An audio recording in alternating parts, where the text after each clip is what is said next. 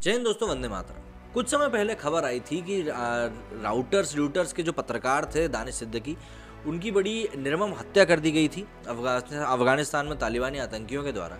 और उसके ऊपर भारत में काफ़ी ज़्यादा रोष भी देखने के लिए मिला था कि भाई आखिर ये तालिबान क्या है, क्या समझता है। पहले ये बात सामने आई कि भाई तालिबान ने उन्हें गलती से मार दिया, लेकिन उसके बाद जब खबरें बाहर निकलकर सामने किस तरीके से उनको ढूंढ कर मारा गया, उसके बाद से लगातार एक ये विरोधाभास पैदा हुआ कि जो भारतीय मीडिया जो अभी भी तालिबान को लेकर एड्रेस नहीं कर रहे हैं और ये बोल रहे हैं कि भैया मैं उस गोली को लानत भेजता हूँ, गोली चलाने वाले के बारे में हालांकि कुछ नहीं कहते हैं, उन लोगों के बारे में भारतीय जनता में रोष था कि अभी भी आप क्यों उनका नाम नहीं ले रहे हैं। अभी वो आग ठंडी हुई भी नहीं थी कि एक नई बात को और जन्म दे दिया गया। दरअसल आतंकियों के तर्कों से पाठकों या दर्शकों को अवगत कराना अब एनडीटीवी पत्रकारिता करने का एक तरीका मान चुका है। यही कारण है कि इस बार उसने तालिबान को अपने प्लेटफॉर्म पर जगह दी। हाल ही में खबर आई थी कि तालिबान ने अफगान के 22 सुरक्षाकर्मियों को मारा। ये खबर हर जगह थी, लेकिन एनडीटीवी अपने लिए इसका, आपके लिए मतलब दर्शकों के लिए इसका फैक्ट चेक लेकर आया।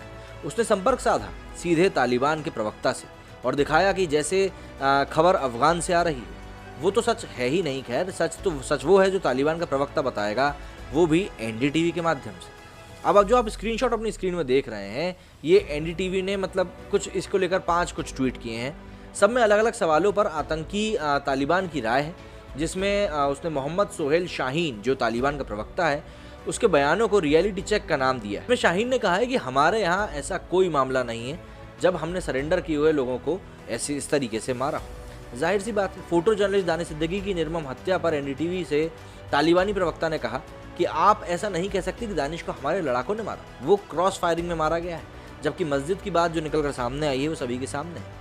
भारत तालिबानियों का दोस्त है या दुश्मन? इस सवाल पर एनडीटीवी द्वारा सोहेल से जवाब लिया गया और उसने बताया कि ये तो भारत पर निर्भर होता है कि वो दोस्त है या दुश्मन। ये भी ठीक बात है।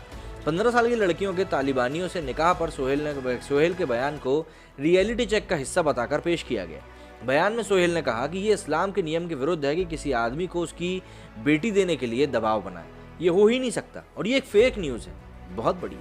तालिबान को पाकिस्तान का साथ है या नहीं, इसके जवाब में सोहेल ने एनडीटीवी से कहा कि आप कहते हैं कि तालिबान के पीछे पाकिस्तान का हाथ है, लेकिन मुझे लगता है कि पाकिस्तान से दुश्मनी के कारण आप ऐसा कहते हैं, ना कि अफगानिस्तान की हकीकत के आधार पर आप कहते हैं।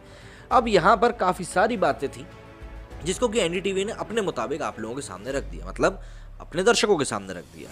अब सबसे बड़ा सवाल एक ये खड़ा होता है कि आप कैसे इंसान को अपना प्लेटफॉर्म दे रहे हो, प्लस जो महिलाओं और बच्चियों को अवगा करने वाली बात को लेकर सपोर्ट करते हुए इन भाई साहब ने, जो प्रवक्ता है इनके, सोहेल साहब तो नहीं कहना चाहिए, सोहेल, इन्होंने जिस तरीके से इस बात को रखा है, जिस बात को बोला है कि भाई ये तो हमारे कानूनों के खिलाफ है, लेकिन जो फतवे जारी हुए थे वो शायद इसके उलट ही कहते हैं। आप सभी का इस मामले पर क्या कहना है मुझे कमेंट करके ज़रूर बताइएगा। मेरे इस वीडियो में फिलहाल इतना ही। जय हिंद।